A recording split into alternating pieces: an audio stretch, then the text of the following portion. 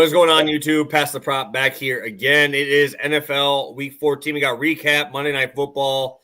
We're ready to roll. Joined as always by my guy, Stu. How you doing, man?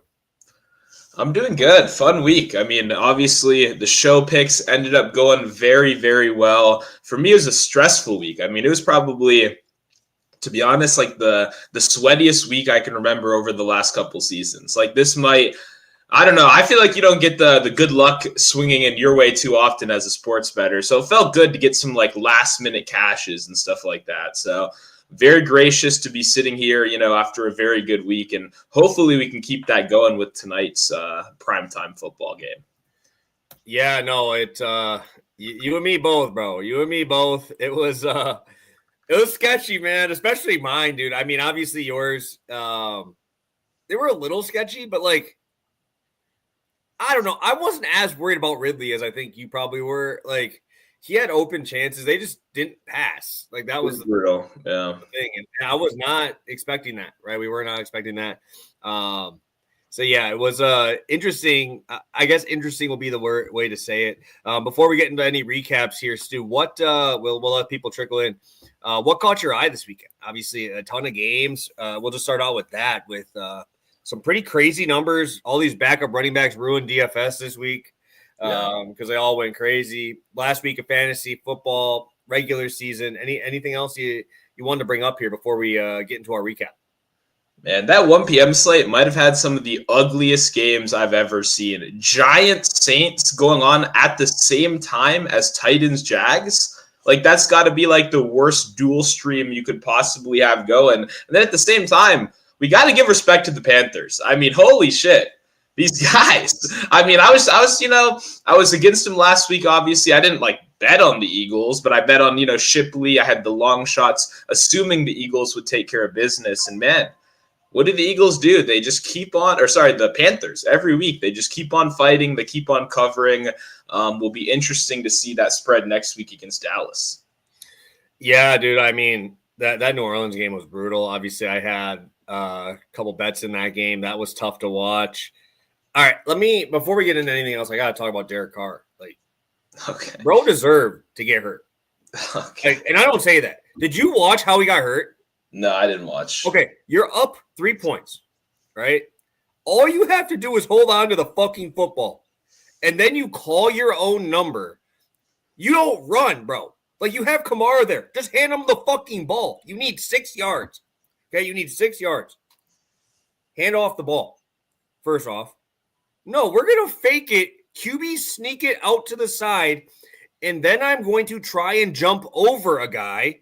Jump over a 6'5" tight end, your own tight end. So he jumps, tries to push off the guy's back to reach over. Of course, what do you think is going to happen? If you go up, you have to come down, bro. And then you put your hand directly onto the ground. What do you think was going to happen? Like, just go. You were right on the out of bounds line. Just run out of bounds. You would have got the yardage. Yes, it stops the clock, but you got the first down. It was so bad. I'm like, as much as I don't wish harm on these guys, why are you doing that? You know what I'm saying? Just you would have slid and it would be 3rd and 1. You could have ran out of bounds and got the first down. Why are you jumping, bro? You guys are winning. All you had to do was run out a minute and 50 seconds on a shit Giants defense. And you do that. Oh my God, dude. He's probably out for the rest of the season. Kamara is pretty much useless at this point. I mean, there's no other reason to use him anymore. It's pretty much going to cost me my fantasy league because Kamara ain't going to play much. They've been trying to use Condre Miller, and it's just crazy. Why do that? I get it, you want to win, but maybe just run the ball up the middle and waste time like every other team does in the NFL. I don't know. That's just me. Yeah, I mean, I can't hate on a guy for having a little competitive spirit, putting his body on. Jump a 6'5" tight end. What are you doing? Go down like a normal fucking person, bro. No, Derek Carr's never been the smartest guy in the world either. So I mean, not incredibly surprised right there, but yeah, I didn't see the play actually. I was trying to avoid. You'd be like, what are you doing, dude? It's 2nd and 4, 2nd and 6, whatever it is.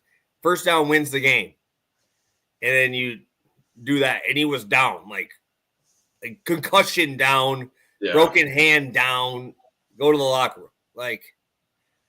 absurd, bro. Like crazy. But we can stop talking about that game because Derek Carr is probably done now. His career's probably over at this point. But whatever. Let's keep talking. We got a couple other games. Obviously, game of the week. Talked about it a little bit. Was that Rams game? That Rams Bills game? I don't know. I think I took more from the Bills, like being able to play in that type of environment than I thought. I did not think they'd be able to. Obviously, Nakua making crazy plays throughout that game. He pretty much just said, "Fuck you, Cooper. You ain't even get off my dick, bro. Like you ain't even close. You ain't even in the same stratosphere as Nakua anymore, bro. Like I think Nakua had like 17 targets, and I'm pretty sure Cooper Kupp had like 6. Like it was wild, man. It was wild." Yeah, and you love seeing Nakua in the running game, 5 carries as well on the ground. I mean, they love a good jet sweep on that team. They love a good jet And he's sweep. not even fast. Like No. you have Tutu. What the fuck are you running him for? Like He's 2 tough, of those though. were negative yards, though. 2 of them Yeah. were negative yards because he can't get to the outside. I'm like, I just watched Tutu Atwell burn this boy. Like all he did was turn around for a curl and then run past him. Like I was just like, man, why are we not using this dude? Like, get the ball in his hands.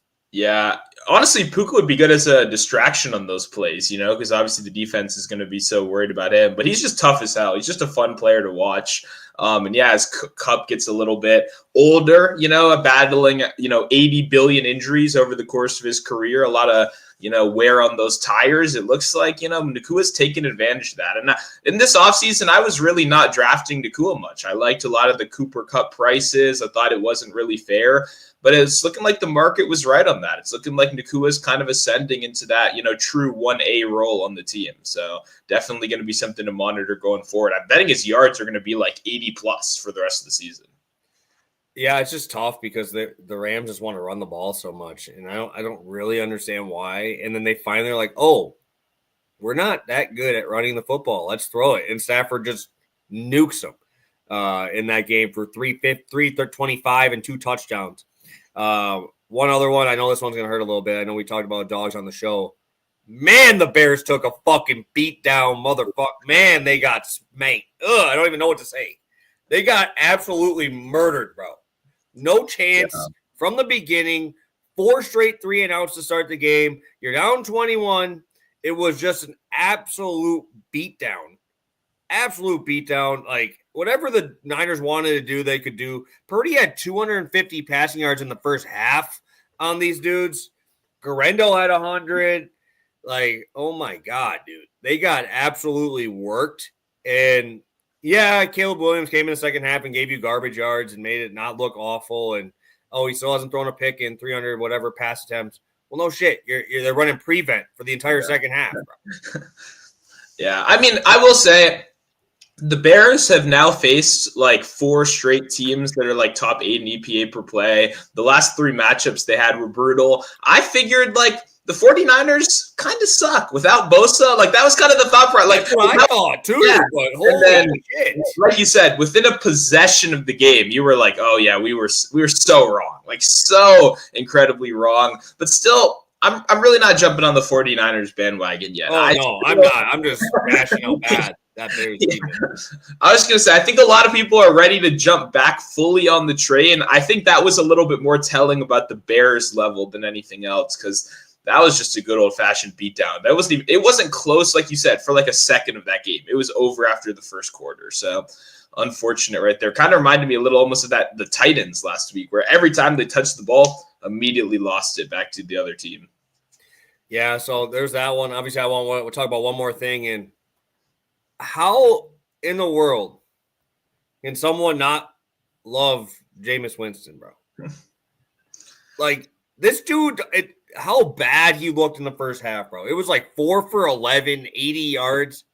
That boy does not care. Like, imagine what his stat line would have looked like if Kadarius Toney wasn't just on a team. Kadarius Toney should have been cut from every fucking team ever. He's so bad. And then you let him punt return for you, muffs it on your own 10 while you're down 14. I was like, this is going to be vintage Jameis, bro. Like, he's going to find a way to get this game close. And, yeah, they let Kadarius Toney do something in a football game. And, of course, it gets fucked up. But I did have a Jameis Winston 200 passing yard line. I'm like, all right, this bet's done. Dude did nothing. And then the entire second half is, Njoku. Yep. Elijah Moore. Yep. Jerry Jeudy. So condensed without Tillman, and it's just chuck, dude. You could take it almost every week at this point. His pass attempt line will never get high enough. Again, touching 40. It's like this dude respects money. His buddies have to bet on him every time because, my God, dude, this dude is just a walking ATM at this point, bro. Yeah, I mean, well, not if you're a spread bettor. I will say. Hell no. We don't bet spreads, bro. Yeah, I got a little bit that morning because I was like, no Pickens. I was like, oh, shit, this is a winnable game without Pickens out there. But either way, that was a sweaty one for me. I had Najee Harris, 15 and a half carries. Oh, my God, dude. He got the 16th carry in the final second before the kneel down. The play directly after was the kneel down that ended it. So I was sweating my ass off for that game. And I was really hoping that the Browns could put a little bit more together on offense. And then, like you said, because you see Kadarius Toney, a guy who's known for dropping balls, by the way, a guy who's known for not being able to catch is obviously who you want on special teams, in these key moments. And yeah, that was brutal, but still, a solid game. Jameis, like you said, keeps on cashing tickets. Yeah, dude, he's the man, dude. There's nothing else to say. All right, we got 30 of you guys in here live with us, 10 minutes in. We appreciate you checking in with us. Different time today. Obviously, we got a nice recap coming up here. Let's start out with Stu. A little sweaty one to start it off. I think every one of these was pretty sweaty. Yeah, man, this one was like, then Levis got injured at one point in the game, and you're like, oh no, because Levis is a big part of the gunslinging on this team. If you take him out, that's brutal. But it was sweaty, got the job done, 30-yard cash. So obviously hit any number you would have ended up betting that at. It was fun, man. It was this game was brutal. I was very happy that we ended up making a little bit of money here because if you watch this game, I do feel bad for you. I caught a couple seconds of it, but I tried to after like the first quarter where you're like, oh, I was really wrong about the over being live in this game. Like these two teams cannot do anything right now. Luckily, Ridley just does what he keeps on doing. I mean, he runs downfield routes, he gets open. There's only so much he can do as a wide receiver on this team. Yeah, he did end up costing his team the game. I don't know if you saw I don't agree with that. I don't agree with that. You don't think he could have turned? In the way how bad that throw was, where he was almost out of bounds, it was so late. I really do not agree with all that hate. I was watching that live on Red Zone at the time too, and the commentators immediately started shitting on him for it. Like, I get it doesn't look good, but I don't see how he gets the first down there without like a spin. He would have had to switch hands and dive with his left hand. No, I saw what's his face. I don't remember who it was who was saying like, "Oh my God, he cost him the game." I'm like, I guess, but it's like you're running full speed all the way across the field, right? Would I have liked to see him dive forward a little bit? Probably. Exactly. Make the look of it. Try. It didn't look good the way he slowed down when he got out of bounds. You know what I'm saying? Yeah. So. Obviously, I don't think it really matters. The team is fucking trash anyway, but let's talk about a different one there. Obviously, Ridley Cash first. Talk about a sweaty fucking dude, man.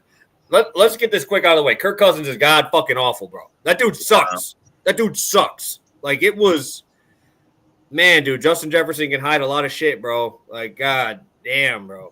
I watched that game, and I'm like, how are you continuing to turn the ball over like this?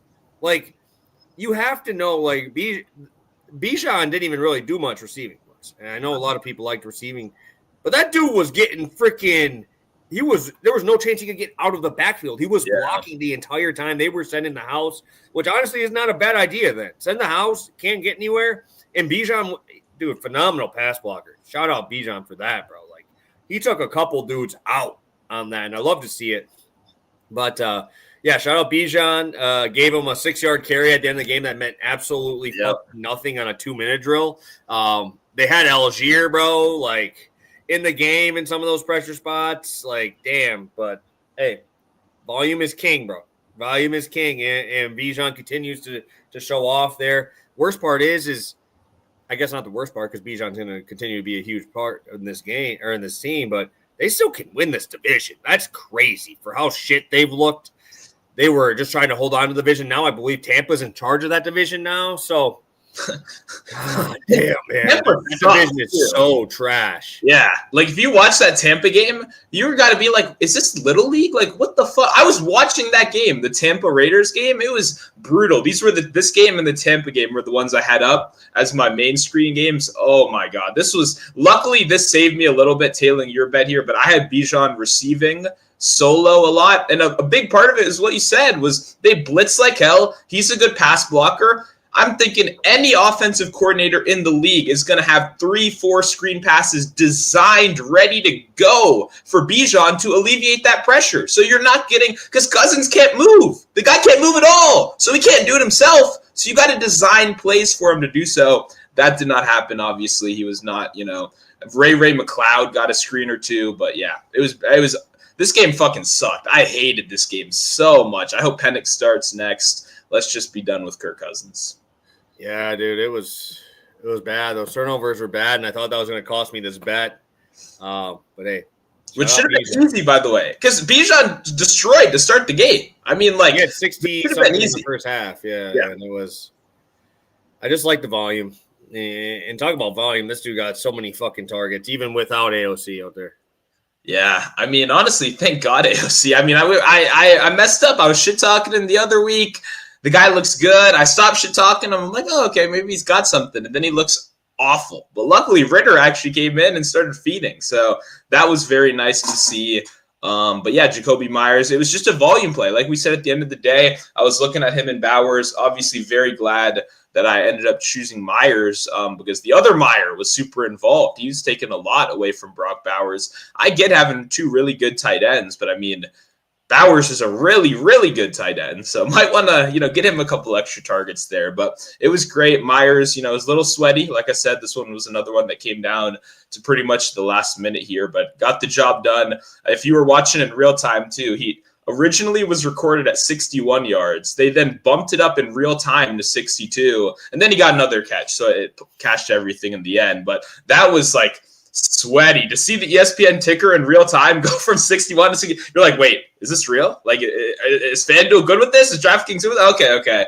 And then it ended up okay. So shout out Jacoby Myers. He's done really good for us over these last couple years on the show. Yeah, I remember just betting him straight every home game, bro. Like 2 years back. It's, money maker. Shout out Matthew Stafford for this one. This one got so scary, bro. Dude was just throwing it down the field. Where's the Bills' pressure? There was no – I thought they were going to get so much more pressure on Matthew Stafford, forcing a little bit more underneath throws. And obviously the one that goes over this number is the one that wins the game for the Rams. So shout out that one.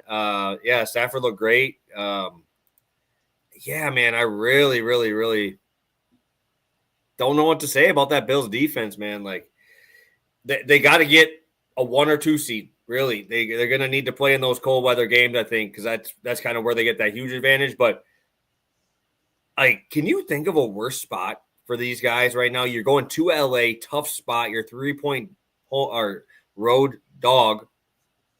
Fly back to Buffalo. Then you got to fly to Detroit and then play them in Detroit there, bro.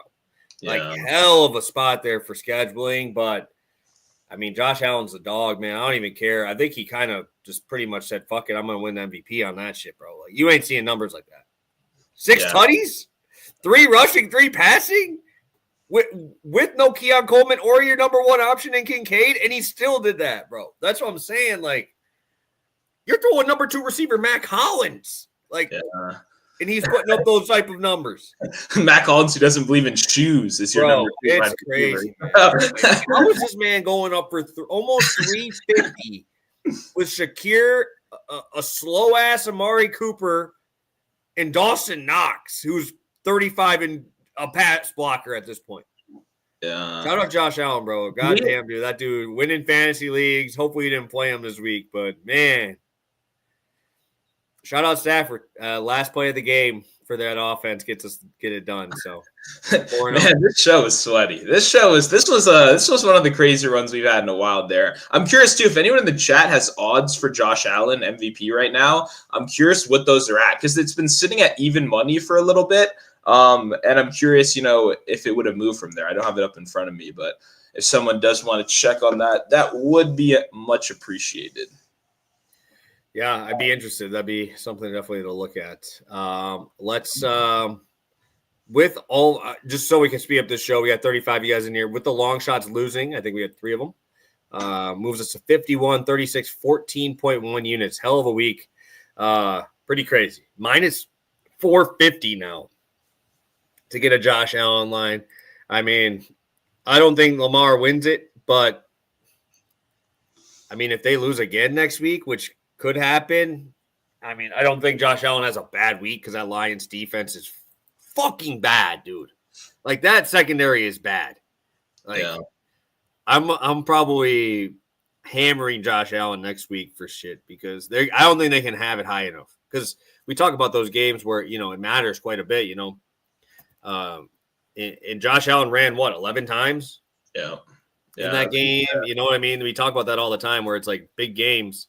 You got to make sure that you have those quarterbacks ready to go. But you guys are here for bets, right? You're here ready to talk some bets. Let's get this thing rolling. We're talking about some what is it? Monday Night Football today. We got Monday Night Football over under in this game at 49.5. I'm seeing places you can get anywhere from -5 to -5.5. I'll go with -5 because that's what DraftKings given us for the Bengals here in this spot. Yeah, huge week, guys. Big sweep. Felt great. Obviously, that's awesome. But we're here again today. Dropping some plays for you guys. Stu, let's talk about it. Let's do it. Yeah, I've really done a kind of 180 on this game over the course of the week where I started out, like even last week, I think I joked about Bengals 42-0 was my score prediction for this one. I like the Bengals, which has hurt me a little bit betting so far this year because they've been a bit unreliable.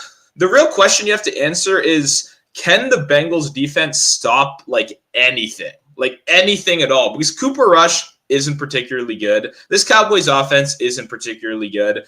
If you're like a relatively solid defense that then has the offense that the Bengals do, I would be taking any alt line possible. But the Cowboys can very easily lurk this game the whole time. You know what I mean? I have some Bengals in some parlays that would, pay out a decent amount as the last leg on the money line. So I am rooting for them to win on the money line. But as the week's kind of gone on, you got Parsons, who's been playing good, obviously, since he came back. You have Bland, who's come back at corner. Now Diggs could be back. This could be the first time since week 2 of last season that corner duo could be playing together as well. I think there might be enough positives with the Cowboys at this point where maybe they can keep it close and cover. But if I had to pick, it's still going to be Bengals -5 at the end of the day. I truly could not. I don't know what it would take for me to bet the Cowboys at this point in the season. They've let us down a lot. And I know the defense is looking a little bit better, and that was probably a big part of it. But man, it's hard to judge back-to-back weeks against subpar opponents. And they beat my Commanders, which was very sad. Then they obviously put a beat down on the Giants. So I don't know. I don't think that translates super well to the Bengals. I think the Bengals are still the better team, should take care of business. Yeah, I just don't know here, bro. I think that they're going to get a little bit more pressure on Burrow than people think. That line is still not great. You got Parsons back. That team's changed since Parsons come back. And as much as we don't like to hear him talk, the dude's podcast is shit. But I don't need to say too much to be like, hey, this defense is completely different now. I'm sitting here. I think I would take an over if anything. I don't think the Bengals defense can stop anybody. And the way you talked about not being able to bet the Cowboys, I don't think I could bet the Bengals for the same reason because that defense, they could be up 14 and I'm not feeling remotely safe in the fourth quarter, even with Cooper Rush on that side, right? So, especially with getting Ferguson back, we love Ferguson on the show. CD, I think he's about to go just throw hands with some of the guys in the executive office because obviously they didn't give him all the money he wanted and shit. And then you get on top of that, just they were smoking the Giants. I think he's gonna be fine. I think he's gonna go off today. I think him and Chase gonna have one of those where it's this is gonna be fun. I think it's gonna be one of those fun games. You got the little Nickelodeon Simpsons, whatever the shit it is today as well. So I think they're both putting on a clinic today, and I think I'd rather go with the over because I don't really trust the defense of that Bengals team. I don't care who it is, bro. We've seen Dowdle do enough to kind of keep some semblance of a run game. Yeah. Like that's pretty much all you need when Cooper Rush, can actually use a play action pass. So sign me up. I think I'm going to do over if anything. I don't think I can bet either one of these teams. Either one of these teams I can't put money on. I mean, just go if you like. I'm pro under like 90% of the time. Just go look at the game log for the Bengals last couple games, and like, there's no way I can take this under. Like, even the last, I actually looked up a little to see when the last like bad team they played. It was Bengals versus Raiders. Still 41-24. Like, even then, still not even close to coming under. Bengals almost cashed the over themselves. So obviously 35-34 Ravens, 44 against the Steelers, 34 Chargers. Like, I mean, it's hard to not take the over in this one. I probably won't bet the over, but I'm just hoping for like prop purposes, it'll be great for the over. Yeah, and you gotta remember these. Like they've been, I don't want to say unlucky, but 3 straight 1-possession losses, putting up 30 pieces, dude. Like, that's pretty impressive. That's pretty damn impressive. So, and I don't know if you realize this either, but what's kind of been happening since they've kind of had these crazy show-out performances. Oh, yeah, Joe Shiesty's 300 plus each one of these games. You know what I'm saying? They're just like, we know what we're good at. Our running game's going to be passing. You know what I'm saying? Like, that's pretty much what it is. To say they put up 428 on Baltimore, 356 on that Chargers defense in LA. You just saw them play a 1-possession game with the Chiefs. Mahomes only throwing for like 200 in that game. Like, this offense is for real, bro. Like, it's for real. And then to throw for 300 on Pittsburgh, he threw for more yards than Jameis against Pittsburgh. And that's all you need to know, because Jameis the GOAT, bro. So it's just like that. I could not bet an under in a Bengals game unless it's like 75. That's the only way I'd bet the under, bro. It'd have to be like a college football Pac-12 kind of total. For real. Yeah. No, I'm with that. I agree. All right, we'll get to our plays first, and then I'm seeing quite a few questions here. We love that, guys. Appreciate you. 44 of you guys in here live with us. Hit that like button if you could. We appreciate all your comments. We will get to our plays here. So let's start it off. Sue, I'll let you kick it away here. Hopefully going 6-0 on this weekend.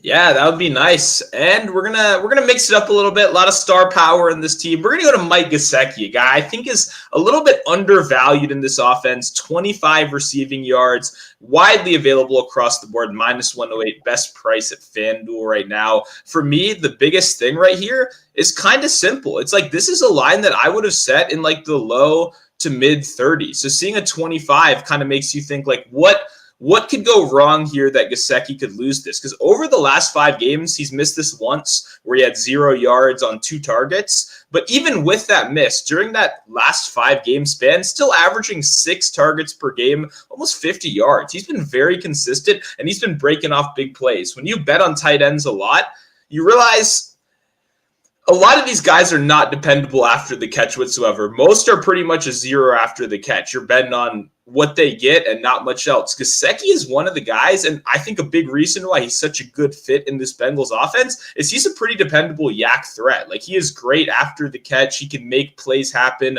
on slants, on screens. And the other beautiful part about Mike Gesicki, he is not getting paid to block. He is a tight end pretty much only in name. He's in line sometimes, but for the most part, Mike Gesicki is a mega slot receiver. That is how they use him. He is a weapon. He's versatile, and he's not a guy that's going to be out there inline blocking. I mean, they paid Drew Sample a real contract last year as a sole blocking tight end. Most people have never even heard of the guy, but they invested in that for a reason. They have Hudson as well. They have good blockers there. Gesicki ain't out there to block. He's out there to catch passes. Joe Burrow, I've criticized him a lot over these last couple of years. He's having a fantastic season. Joe Burrow loves a check down. Joe Burrow loves a check down. There's a reason you see a guy like Chase Brown in the wide receiver running back 1 role already set in the high 20s. I said 28.5 last week. I think it's down to like 25 or so this week. They're pricing him at Bijan Robinson prices because he's out there with Joe Burrow, and you kind of mentioned it. The running game is the passing game for the Bengals a lot of the time. I like their ground game in general, it hasn't been very efficient. No matter who is back there so far this season, they're not a very good run blocking offensive line. They're a better pass blocking unit as well. Like, this is just a team meant to air it out. And obviously, we talked about it in the beginning. We talked about it in the game preview. The thing you got going for you here is that they don't play any defense. So even if they do get up 14-0, even if they come out on fire, which they haven't done, by the way, they've been kind of slow starters so far this year, which is why they've been playing from behind so much. Even if the kind of worst case scenario happens that leads to this run heavy game plan, you can't feel confident in this Bengals defense to stop anybody. Like, when you have a team with CeeDee Lamb, you add in Ferguson, Cooper Rush has proven in the past he can be good enough. Very simple. He won plenty of games for them as a starter in the past. He can be good enough. And we've seen pretty much anybody do whatever they want on this Bengals defense on the other side. So what that tells me, and obviously you guys can tell this just by looking at the total, is that we have a lot of potential for offensive upside in this game. So when I look across the board, of course, Jamar Chase is going to get his. He gets his every game. I feel like I pretty much bet Jamar Chase live every game after like T. Higgins gets a target on the first drive, and the books are like, oh my God, it's a T. Higgins day. Drop those numbers. So I think we get some good value live. But I think when you look across the board and we see all these 300 passing yard games for Burrow, I think there's more than enough to go around. And the fact that Gesicki can do this on low volume, not that he needs it, 6 targets per game is still very good, but the fact that he can be efficient, the fact that he can break off these big plays is very huge for a tight end. And lastly, Dallas has really struggled recently against tight ends. We just saw Theo Johnson 5 for 54, Zach Ertz 6 for 38, Schultz 5 for 33. Goddard was the only miss at 2 for 25. If you remember, that was the blowout game. I think Hurts completed 13 passes in that game. They didn't have to do anything. And then finally, Kittle 6 for 128 over their last 5 games. Really struggled against the tight end position. I don't see why that would be any different with Gesicki kind of just taking what he wants over the middle of the field. Yeah, no, you know how I feel about Mike Gesicki. Since the beginning of the year, I want to bet on him every single time. Yeah, I think I like this spot. Obviously, really like this spot. I'm going to be heading to the guy you talked about as kind of a mainstay. I'm going to go to Jamar Chase side of it, but also going to CD. I know he's leaving a sour taste in your mouth, right? I obviously get that. But dude, there's nobody even remotely close to this dude on this roster, right? I mean, your number 2 receiver is Brandon Cooks, who's 42 years old and probably has like a 7.8 40 at this point. That's our number 2. Even though I do like Tolbert, but we saw him last week have to wait till what's-his-face is gone. CD had to be sitting for Tolbert to really even get anything there. So looking at the numbers that the book's given us, right, they're giving us a 23.5 completions for Cooper Rush. If he gets 23.5 completions, I'll give you maybe 5 to Ferguson, right, 5, 6. Where else we going, bro? Like, I'm throwing to my alpha receiver at least 25% of those. You know what I'm saying? Like, that's crazy. Like, Brandon Cooks is not a possession receiver. He's a deep threat, right? Same thing with Tolbert, middle, stuff like that. Maybe if you want to use Turpin a little bit more, all right, I'll give you 3. That's still like 18, right? So I'm like, everything else I think is just going to get filtered to CeeDee Lamb. I think this Cowboys team knows, like, I know Dak's gone, but you can't piss off CD anymore. He's just going to leave, bro. Like, he literally wants to get out of there. Why wouldn't you just pepper him and be like, hey, look at these numbers you've been putting up even with a backup. You know what I'm saying? So I have to go to CD. I feel like the number is going to still be low, obviously, after last week's absolute debacle. So sign me up. I'm in with CD, but obviously Jamar Chase kind of carrying most of this play. I think it's minus 129 now when I looked. But I do like Turpin. I do like a couple of these other options. But I mean, when it comes down to it, you know who he's looking to. You know who the first target read is. It's CD. So I'm on there. I really think Jamar Chase just cooks. Like, I don't know how they don't. My thing is we talked a little bit before the show. I'm like kind of off this entire running game today. Like, I don't trust Chase Brown in this spot at all. Like, for rushing, like, I know somebody asked in the chat, I think a couple guys maybe. No, just MSA. I saw he asked about. I don't. That's high as hell, bro. I don't like. Even Washington, you guys had Jaden Daniels had to rip off a 30-something yarder to get to 75, right? Brian Robinson couldn't do anything in that game either, and they just kind of sold out to stop the run. You got to beat them through the air, right? That's kind of what they're just like, all right, you got to beat us through the air. So just looking at that game, I think Micah was back for the Giants game. Do what you want with that. Obviously, their leading rusher was Drew Lock. Obviously, I love Tyrone Tracy, but, man, I can't take Chase Brown rushing. I think that's absurdly high. And I obviously think they're going to score when you see a 50 total. And you look at Jamar Chase, even with the last 3 weeks, right? I think Higgins has been back the last 2, but I'm going back to the last 3. Obviously, he had that big game against Baltimore. He still had 27% target share. I mean, he had last week, we saw Porter kind of mix up a little bit. He was on Chase and he was on Higgins. So it's tough to use that one because we know how good Joey Porter Jr. is. I don't think that either one of these. I like Bland. I don't mind Diggs, but you're going to tell me like they're not going to feature this guy. I think their running game is their passing game. It's going to be a lot of screens. I think that Chase could obviously break a huge one. That's the worry is that he has like 5 for 200. But when you look at Diggs, right, he goes for the pick a lot, right? That's why he's a boom bust guy, right? So that's the only concern for me on the 6 catches. I don't mind the yards, but I still think that they're going to be featuring him like absolute crazy. Even last week against a really good Steelers defense, he still ended up, I think, with 9. I think it was 9 targets, 6 receptions. Still got to 90 yards, got his touchdown. Dude's got 6 touchdowns last 3 games, dude. Like, this dude's it's a wagon, man. I'm going to probably be playing Chase more than just this way, but I kind of have to. I want a little bit of piece of CD as well because I think he's going to be featured. Like, it's got to happen. Like, McCarthy knows, too. Like, you're fighting for your job. Don't you want your number one playmaker to be, like, on your side for it? You know what I'm saying? Like, you're fighting for your job. Like, everybody wants him gone. Everybody's like, ooh, can he keep his job? If they let him keep his job, Dallas should get fucking sent to the XFL, whatever the hell it is, because his team is a joke.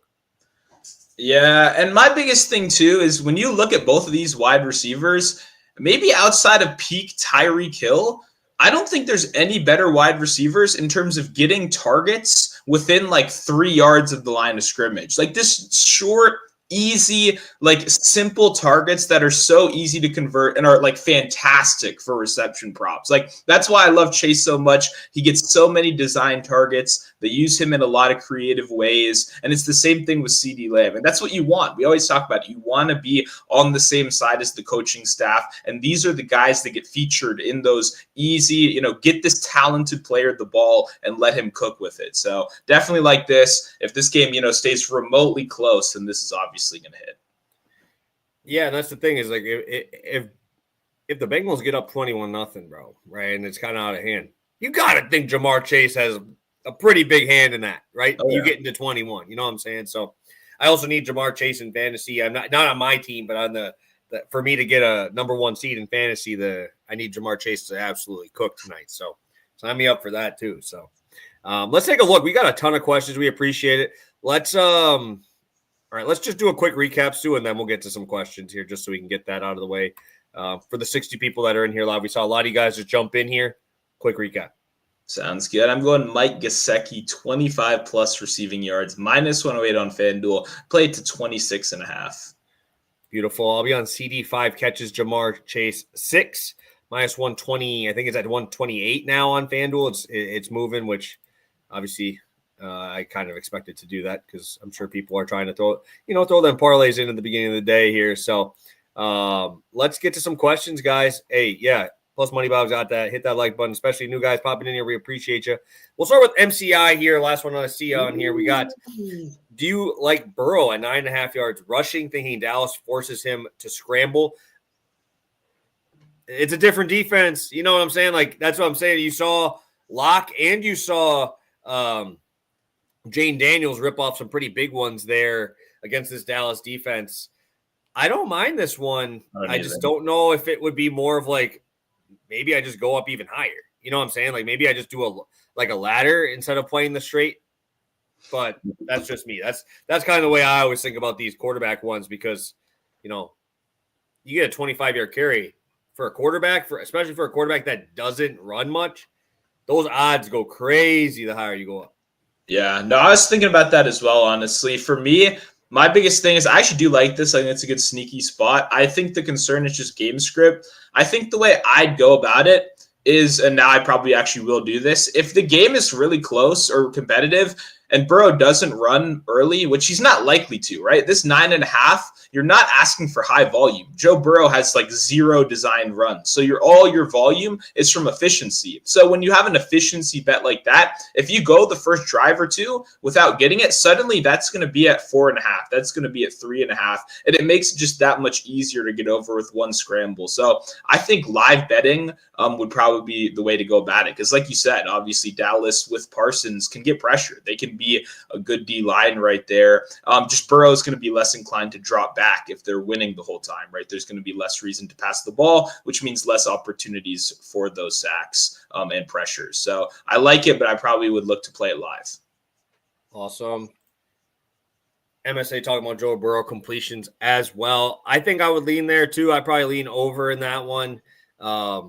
It's also tough too because Vegas is giving you 5.5. They don't think this is going to be a blowout either, So even if they're up 7, I don't think it's just going to be run the ball. Because like I said, these last couple of weeks since Micah's been back, they've been pretty good against these starting running backs, right? So, I mean, we saw Singletary and Tyrone Tracy under 40 yards. We saw Brian Robinson under 40 yards. And I think that was the first game back for Micah in that game. It just kind of seems like they got a little bit more energy here. So, you get them at home as well. Like I said, I think the completions is the spot I would go to just because there's just so many, underneath dump offs, right? You have Gesicki, you have designated screens for Jamar Chase, right? You have Chase Brown out of the backfield as well. That's kind of why I already thought about Jamar Chase receptions. That's the first one that kind of came to my mind because they do a very good job of screening people open. So, I would lean over on this one. I know it's high, but it's like it ain't pushing my Tom Brady ones. I was betting Tom Brady at 26.5, bro. Like just dink and dunk that way where that has to be your run game. So I don't mind the spot at all. Yeah, no, I agree. I'm in this. I mean, we both bet receptions or receiving on the Bengals, so we kind of inherently, have to like it. I just like the individual bets probably a little bit more. It's just 24.5 is a high number, but I lean over as well. Very nice. Very nice. Well, I'm looking for the next one. We're at 20 likes on the show. We got 65 of you guys in here. Let's get that to 25. Scrolling up, finding the rest of these here. We got Cooper Rush. 2 questions. On Cooper Rush, passing yards, Stu, 236.5. What's your thoughts here, man? I don't think we ever thought that we were going to be talking about betting on Cooper Rush, but is there a better spot outside of, the next 2 weeks for them when they get to face Tampa Bay and they get to face off against a few other lowly pass defenses? I believe they have – let me check. I think I had it up before. We were just talking about CeeDee Lamb just kind of going crazy at the end of the year because they got Carolina, then Tampa, and then at Philly. Those next 2 games, I mean, you could see CeeDee kind of going off. You could see Cooper Rush kind of going off here. So – any thoughts here from our guys, MSA and Sugar here? 236.5, a lot higher than we've seen in the past. Yeah, I mean, I lean over. I think I considered the over for a little bit. I don't think I ever got like seriously close to betting it, but like it's just one of those where you're like, okay, the Bengals defense sucks, but also the Bengals offense is good. So they're likely going to be leading for a lot of this game, putting Rush in a game script where he has to pass. So like, I think it's hard to go against. The problem is just a kind of high number. Like Cooper Rush isn't great. He's like, okay, he's good enough, but like 236 is like a fairly high number. And I feel like maybe I have a little PTSD, but we just saw a bunch of guys like Levis, AOC set in that range and churn out some pretty bad performances. Same with Drew Lock as well. So it feels like the 236 range of passing yards, unless you're playing a brutal defense, is just kind of an ugly range in general. In that like low 220s, 230s. So I don't know. I don't feel great about Rush overall, but I think game script should just make it so that this is likely to play here. Yeah. It's tough to bet unders in this game. Like, yeah, the only reason I would want to bet an under, and this will bring me to Luke's point, is they have been very good against the run, like I said, with Micah Parsons there. And also being able to and this is just me guessing. You talked about Bland, you talked about Diggs. Could that mean they could stack the box a little bit more because they can run one-on-ones on those two dudes on the outside? You know what I'm saying? Like, we could see that a little bit more because Chase Brown has been very good. I would not ever bet just specific rushing TD unless it's probably Derrick Henry, like maybe Saquon, like those are – because Chase Brown inside the 5-yard line, it's like tough because they've shown the willingness to pass in the red zone more than any other team I've ever seen. And Chase Brown is not a big dude. Like, he's not big. He's not a powerful back, right? I mean, if Zach Moss was playing, like, he wouldn't even play inside the 10. You know what I'm saying? So, I don't know, Stu. I think if you're going to do it, just parlay it with something for anytime touchdown. I ain't playing rushing because you know how pissed you're going to be when he scores and it's a freaking pit or a pick play or something for him coming out of the backfield on a pass. Like, I can't. Yeah. It's interesting. I was confused at first. I don't ever bet like rushing specific touchdown. Yeah, me either. That's all. I can see the logic, but I agree with you of just like there's how many times have you just seen that same like fake handoff, fake to the wide receiver, tight end, and just check it down to your running back who kind of walks in. Like Brown has the ability to do that. He's going to run a lot of routes. Like, I don't know. Like, it's not bad. It might not hurt you, but imagine how bad you're going to feel if he gets a passing touchdown. Even beyond the financial hurt, that's just going to emotionally suck. Like, you're going to feel like shit for a little bit just because, that's how betting goes. So I probably wouldn't do it, but I mean, I don't hate the idea, I guess, but probably not. All right, a couple other questions here. Yeah, I mean, receiving touchdown line is plus 420. I mean, I would probably take that, like the odds. You know what I'm saying? Like the odds. I would just take regular touchdown. Just take touchdown and parlay it with something we have bought down even further or something. You know what I'm saying? Like, yeah, it's like minus 160 over on what do you call it, FanDuel? Just take a Bengals money line if that's what you think is going to happen, right? If you think, But yeah, I don't know. I agree. It gets a little like you just leave yourself a lot of different ways to lose that don't need to be there. Yeah, we'll take a look here. We got Natives in here, first guy in. We got Slag It Up. I appreciate it there. We have MSA other question here, just on the game. Total at 50. I'm telling you right now, I will not bet under on any of these games. I think we kind of talked about it a little bit here. Like, dude, there's what would you think, Sue? I would assume you'd probably lean over in the first half, or do you think you would rather just take the game over? I mean, the Bengals have been a little bit slower in some of the first half, so I don't know. I'm going to pass. Like, I mean, I lean over, but like I'm not going to bet the over, so I don't want to influence your betting at all here. But it's just look at the game log, man. It's very hard for me to get under, given just how bad the Bengals. Like I said, even that Raiders game, just I don't know, seems a little tough to play that under for me. Yeah, and I guess this is the last thing I'll talk about with that first half. Flam Fam talking about it, obviously a guy in here all the time. Likes the Bengals first half team total at 13.5 tonight. I'm going over to DraftKings right now just to check on what the rest of it's at. The first half over is now at 24.5. It's a little more scary there, but Bengals first half team total at 13.5 is minus 122 on DK. We have the Cowboys at 10.5 at plus 110. If you had to pick a side there, would you obviously getting plus money on 10.5 for the Cowboys, which kind of makes it a little bit tougher, but you got the Bengals here in a spot where, they probably should put up some points, but I remember this is still in Dallas too. So yeah, I'm not doing Dallas. So I'd still rather have the Bengals side. Like, I'm not betting anything Dallas. Like, I mean, I get there a little bit better, but like, this is a team that's cost me a ton of money this year, so I don't feel inclined to go out of my way to wager more on them when they haven't shown me much, Yes, sir. Yes, sir. Yeah, I think it was just because Dak was on the team, dude. Dak just didn't respect the money, bro. I mean, there's no possible way that Cooper Rush is like better than Dak Prescott. No, he isn't. But some dudes respect coin more, right? Deshaun Watson. They do. Listen, he wants the backup. Jameis respects the money. Yeah. Deshaun don't respect the money. So that's fair. Sometimes that backup just tries a little harder, sometimes. Not saying he's better. So I'm not saying he's better. No, that's fair. That's fair. He is a coin respecter. That's accurate. I like that. That's a good point. Because guess what? What would Dak Prescott's number be today if we had Dak playing in this game? like 265?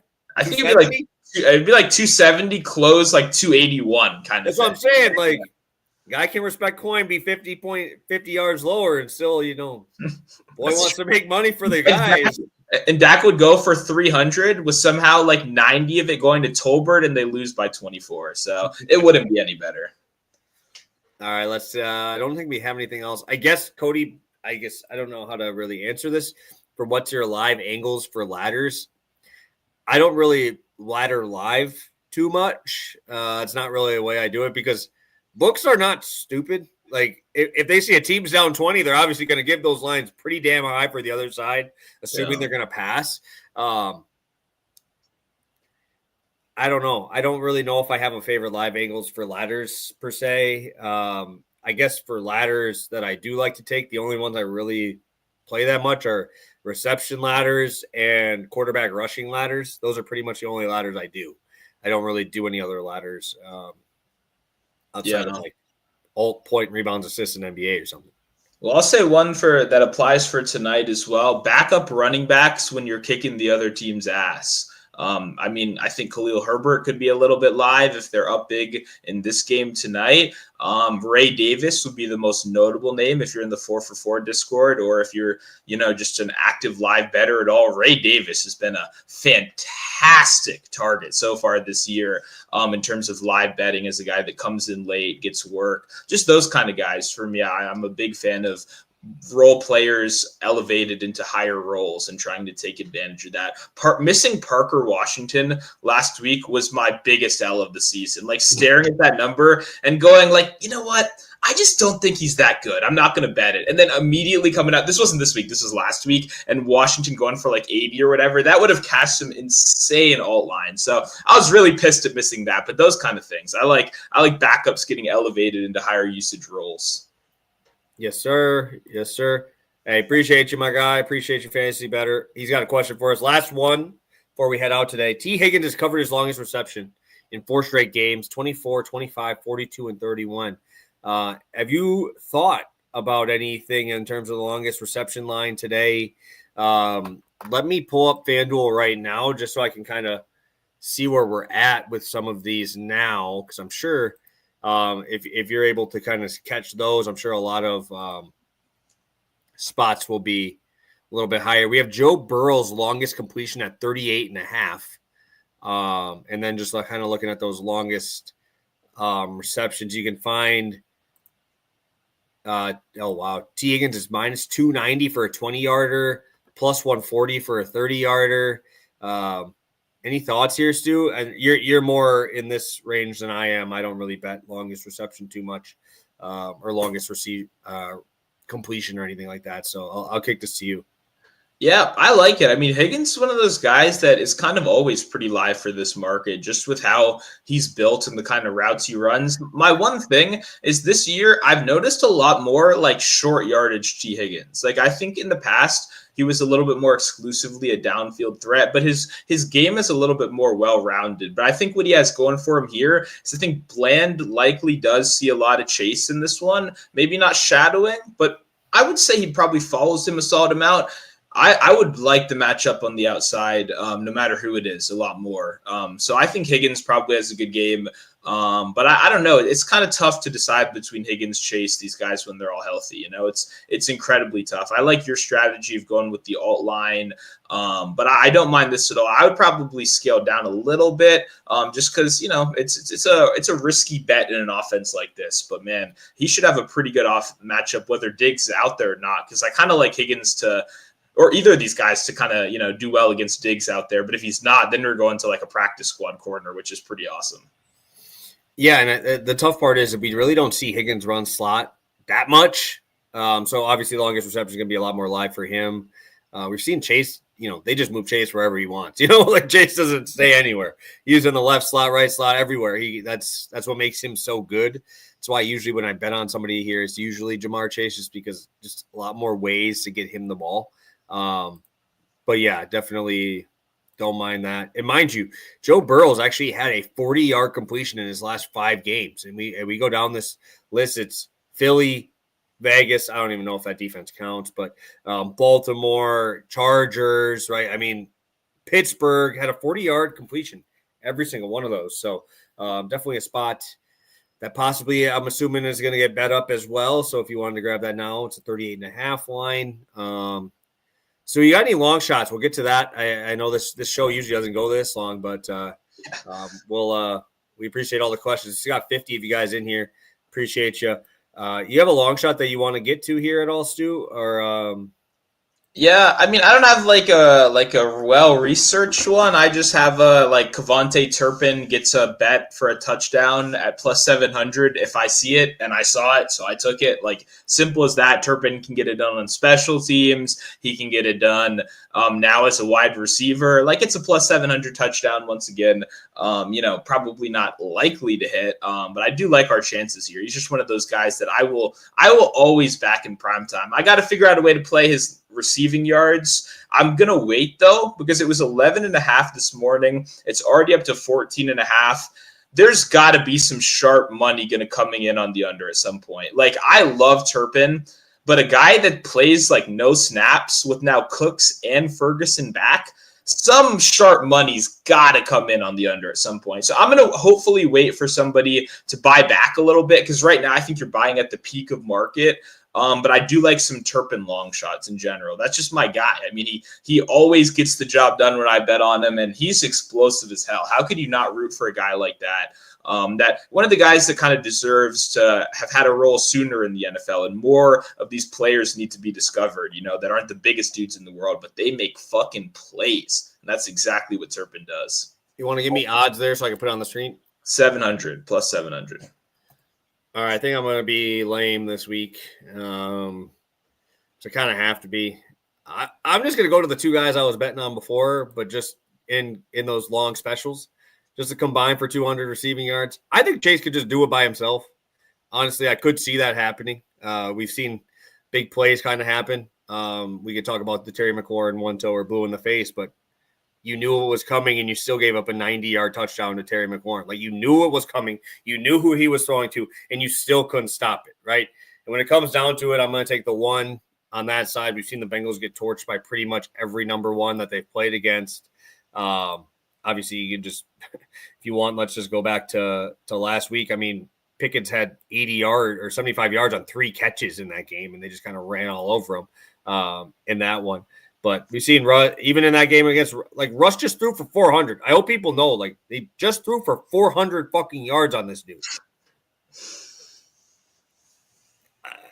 And Russ hasn't cleared 300, I don't think, in any other game. And he threw for 4 in this game. And mind you, that was with 4 receivers, 2 of them being backs over 50 receiving yards. You know what I'm saying? Like, those are check down city underneath. So if we got to do that, I think Chase will be involved with that. Obviously, elite yards after the catch. But I don't usually bet these markets, but FanDuel's given a good price on 2 guys that I want to bet on. And it's tough for me because they're giving me a better price on Jamar Chase CD than they're giving me for Jamar Chase T. Higgins. And those two obviously go against each other. So yeah. I get a little bit better correlation in that one. But you look on that side, you get T. Higgins and Chase for 200 at plus 220. I'm getting almost a whole dollar better for the other side's best player.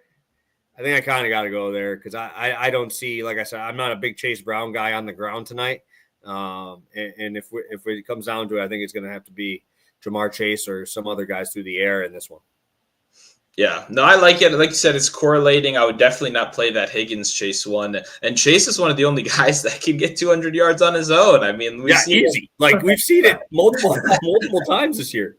Yeah, like a historic amount for such a young wide receiver. So definitely like it. If this game goes like people think it's going to go, then this has, all the potential in the world. So definitely going to be – this game is either going to be like the shittiest primetime game of the year or like the biggest FOMO game of the year, where if you didn't bet it, you're going to see ladders, you're going to see parlays, you're going to see all that kind of stuff. Because if these guys play like they have been, we could see another crazy scoring game. Yes, sir. Yes, sir. They're going to be a fun one for obviously everybody involved. Hopefully you got some plays from us that you like, and hopefully we can win a couple for you. So, Stu, what you got for the people? We still got 50 people in here live, an hour in on a Monday show. We appreciate everybody popping in. Stu, what do you got for them? Yeah, no, I mean, good show today. Obviously, coming off a 4-0 weekend. We're here every Monday, Wednesday, Friday. So if you guys are new around here, we'd appreciate dropping a like and, come and join. It's a good time over here. We've been having a good season, a couple rough weekends here and there, but it's been a lot of consistency. And that's really what we're going for. Whether win or lose, we're going to come here, go through our picks, happy or sad. We're going to sit through it. You don't really see that very often, or really at all, to be honest. So very proud of what we do here. Very excited. You don't get an hour fucking Monday show very often either. I got shit to do, guys. I got to get out of here. So hopefully you found it worth it. Hopefully you guys tuned in. I think we got some good plays going. Looking forward to continuing that momentum. And if you want all my action, make sure you join over at 4 for 4. You can join up for the rest of the season for like $40 or something like that with code TONE. That gets you like 20% off at checkout right there. Another good week, plus 3.5 units, despite a scary ass week. I even had Trey McBride 70 receiving yards. I don't know if you watched that game. You got 70. Last play of the game, every single one was in that third and fourth quarter. One of the craziest cashes I've had in a while. So come join the family. It's been a good time this year. And yeah, leave a like on the video. It was a good one today. I'm excited. Yes, sir. Yeah, obviously 14 units. You can't be mad at that, right? We're feeling pretty good where we're at, and hopefully we got another 2 for you today. So thank you guys. Appreciate it. If you guys are not here live with us, it's all right. We get it. Drop the question in the comment section after, and we'll make sure we get to it after it. So thank you guys so much for tuning in. We appreciate you, and best of luck on your bets tonight. Catch you Wednesday.